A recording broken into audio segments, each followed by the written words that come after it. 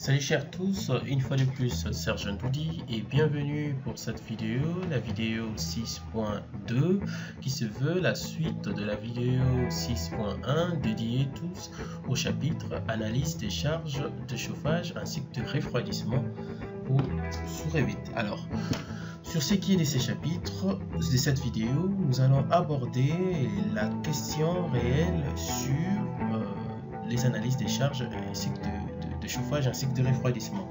Alors déjà d'emblée, j'aimerais vous informer que il existe bien plus d'outils, il y a aussi des outils un peu plus avancés qui vous permettent de faire des études et des analyses plus avancées sur ce qui est des analyses cloud, voire pour l'optimisation énergétique par rapport au bâtiment. Et des Revit, vous pouvez également exporter via JBXMail toutes les analyses que nous aurons établies ou réalisées dans Revit pour notamment les pousser un peu plus loin. Alors déjà, grâce à Revit, ce qu'il faudrait savoir, c'est que les informations que vous définissez en termes d'espace ainsi que de zones que nous avons déjà construit et d'autres paramètres d'analyse énergétique sont réellement utilisés comme base d'analyse des charges de refroidissement ainsi que de chauffage pour les projets. Alors, sur ces, déjà, nous avions vu quand vous êtes dans l'onglet analyser, c'est que nous avons abordé pratiquement la thématique et ainsi que les questions relatives à ces 5 onglets qui sont là. Alors pour aujourd'hui, nous allons ouvrir les panels relatifs directement à l'analyse des charges de chauffage, que vous allez aller là-bas sur charges de chauffage et de refroidissement. C'est que vous trouverez une vue 3D relative à votre projet, notamment ainsi que les zones. Vous voyez là tout ce qui est plénum, comble et autres que nous avons créé par rapport à vos pièces. Et ici, vous avez notamment deux onglets, notamment général ainsi que détail. Alors, avant d'aller plus loin, vous pouvez spécifier certaines informations relatives à l'analyse que vous allez procéder, que vous allez réaliser. Dans gérer, vous pouvez gérer ces paramètres. C'est que je vais aller sur gérer, je vais aller sur configuration MEP, je vais demander paramètres de type des bâtiments ainsi que d'espace. Ici, je peux spécifier les types des bâtiments. Admettons que je vais créer un bâtiment un type propre à moi que je vais appeler par exemple VAT RDC. Je fais search, je fais ceci. Dès là, de ces paramètres, je peux spécifier tous les autres éléments tels que les planches horaires, ainsi de suite, spécifier que voilà, toutes ces autres informations, je peux moi-même décrire notamment la surface par personne, le gain de chaleur perceptible, je peux spécifier les gains de chaleur latentes par personne, toutes ces informations relatives à mon analyse. Mais sinon, il y a déjà pour des bibliothèques, selon les réglementations françaises ainsi qu'américaines, vous avez déjà de données d'entrée qui sont prévues. Et également pour les types d'espace, je peux créer un autre et spécifier par rapport à mes attentes la KI, par exemple la qualité d'air intérieur ainsi que l'air extérieur. Je peux spécifier tout ça, les débuts et tous ces éléments là, tous ces paramètres, je peux les spécifier par moi-même. Et ensuite, nous revenons sur l'onglet analyser. Donc nous venons sur charge de chauffage et de refroidissement. C'est que dans charge de chauffage et de refroidissement, nous avons premièrement les types de bâtiments dans le général. Dans les types des bâtiments, vous spécifiez en effet, il s'agit de quel type de bâtiment, c'est ce que nous avions vu tout à l'heure, c'est que vous pouvez ajouter vous-même d'autres types qui n'existent pas. Par exemple là, je laisse carrément bureau. Et ici sur l'emplacement, c'est une donnée très importante parce que elle vous permet en effet de retrouver, d'avoir les paramètres météo ainsi que autres du site. Par exemple, nous, j'ai placé ça sur Casablanca. Pourquoi? Parce que j'ai pris carrément les données du site ici, parce que déjà dans Revit, si vous devez savoir, il utilise les degrés décimaux, mais seulement vous ne devez pas prendre la valeur degré c'est que je vais venir juste par exemple là, je fais ceci. Il trouve son équivalent en effet parce que voilà, j'avais déjà ça. Et je fais juste rechercher. Il va me ramener dans le site avec la petite. J'ai fait double-cliquer. Donc c'est là en effet que se trouve mon site. Si voilà, c'est là en effet que se trouve mon site. Donc, mon bâtiment il est quelque part là. Et je vais faire OK. C'est que ce que je fais, l'avantage avec ça, c'est qu'en prenant ces informations, automatiquement, Revit prélève et prend également les informations météo de la zone, ainsi que j'ai tout ce qui est paramètres.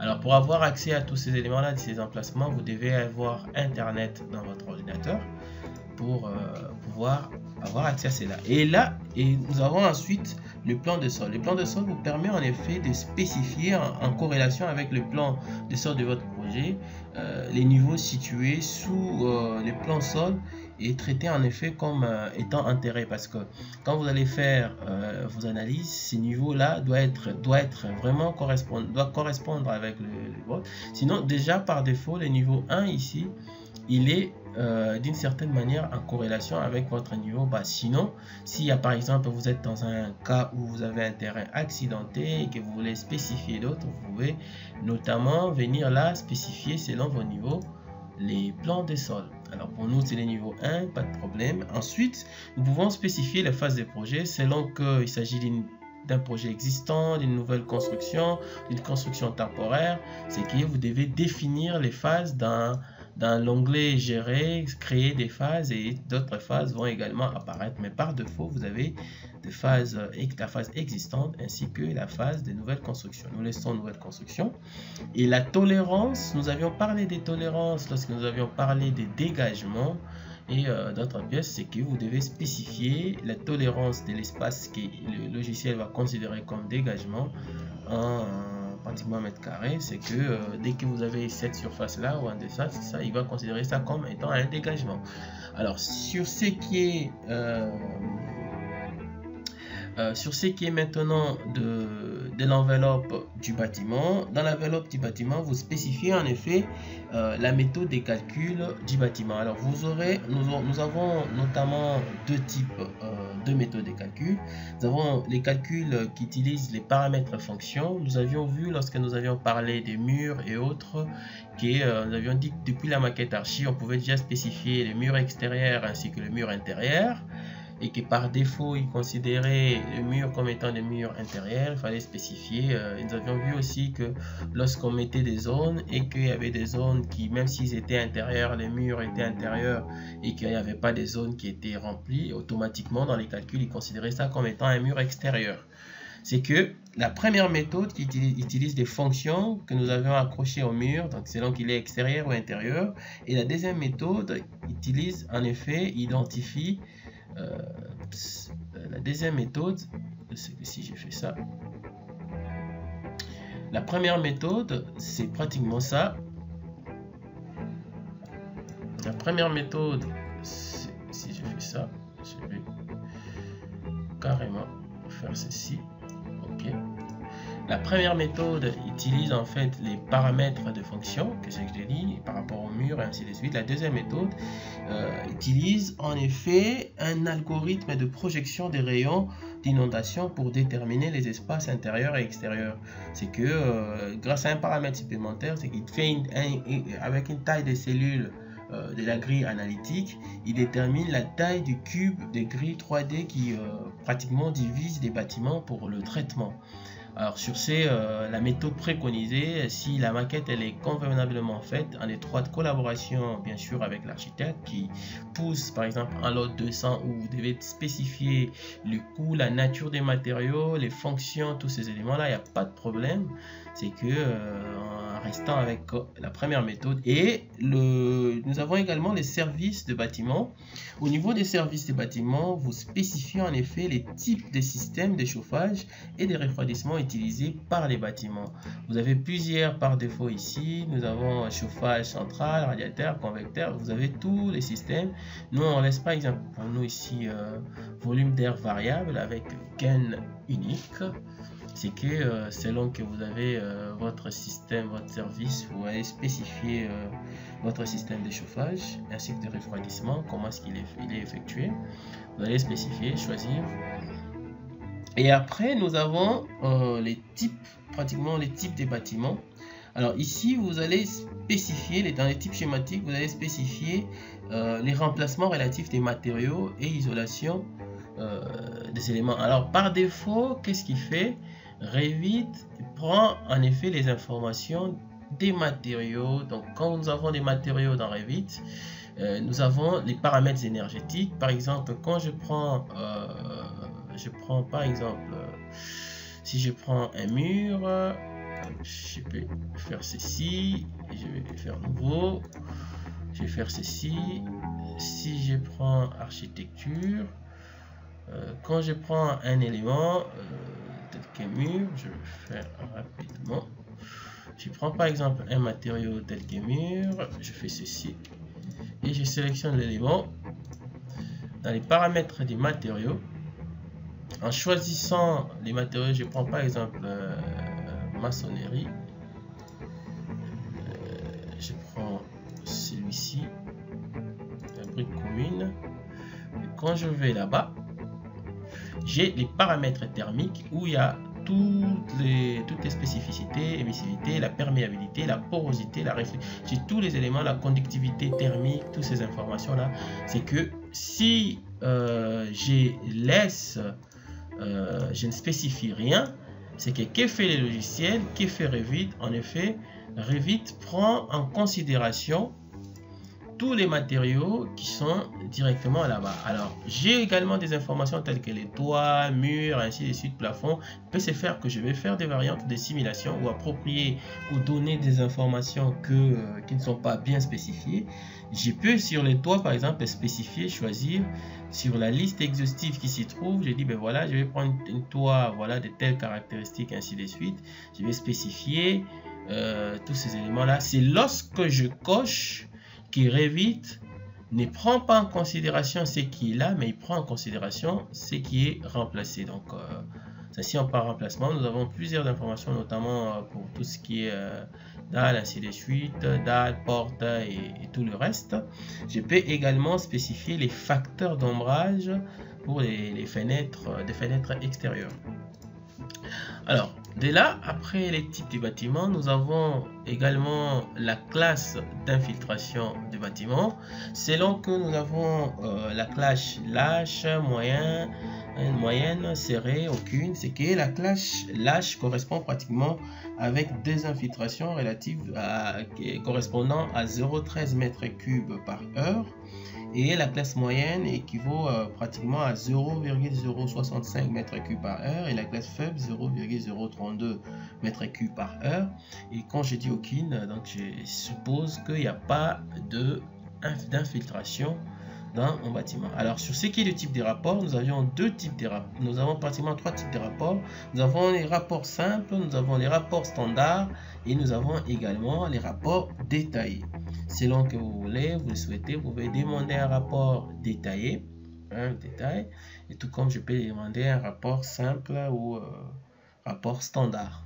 Alors, maintenant ici, sur ce qui est d'utiliser le crédit des charges, qu'est-ce que cela signifie? Lorsque vous activez utiliser les crédits des charges, c'est que il active en fait les charges négatives qui permettent à une zone, en effet, des charges négatives qui quittent une zone via les cloisons dans une autre pour aller ou migrer vers une autre zone. Alors si vous souhaitez inclure pratiquement le gain interne tel que les personnes, les équipements électriques, les luminaires dans les calculs de chauffage, alors vous devez utiliser les crédits des charges. C'est que je dois spécifier, c'est que j'ai des luminaires, j'ai des équipements, j'ai tout ça, ainsi que les nombres de personnes, ainsi de suite. Je vais prendre ça en considération dans mon analyse.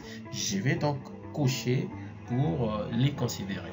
Ensuite, j'ai ici sur détail, j'ai également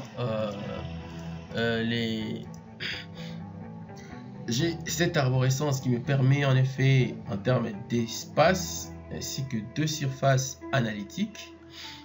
ainsi que 2 surfaces analytiques pour effectuer mes analyses.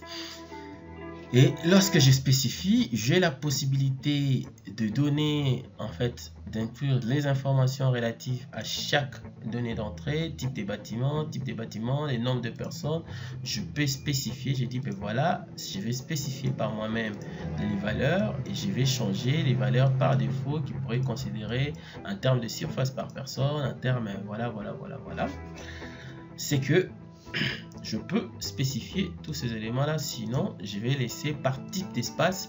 C'est qu'il prend selon la réglementation, selon que j'ai dit bureau, ceci, c'est là, il va automatiquement affecter par rapport à la réglementation des éléments. Et notamment de manière identique pour les surfaces analytiques.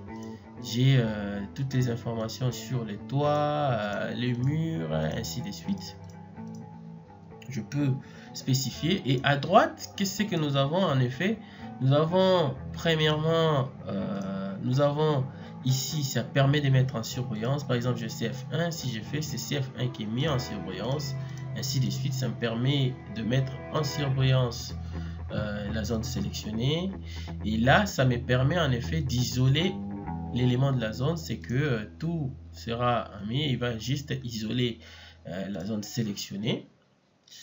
Et en cas de problème, en cas de problème où par exemple vous devez mettre à jour, par exemple je me dis nous avons placé nos zones ainsi de suite, mais nous voyons qu'il y a une forme de lucarne, il y a une forme de vue d'ici et que je rentre, je vais corriger ma zone, je vais avoir ici des indications, ça va me permettre de mettre à jour mes éléments, mais avant tout vous devez bien évidemment enregistrer les paramètres introduits. C'est que nous devons enregistrer tous ces paramètres. Et quand j'enregistre, une fois je suis d'accord avec toutes les données d'entrée qui sont fournies, je vais simplement maintenant demander au logiciel, cette fois-ci, de lancer les calculs. C'est que je vais lancer les calculs, il exécute les calculs là.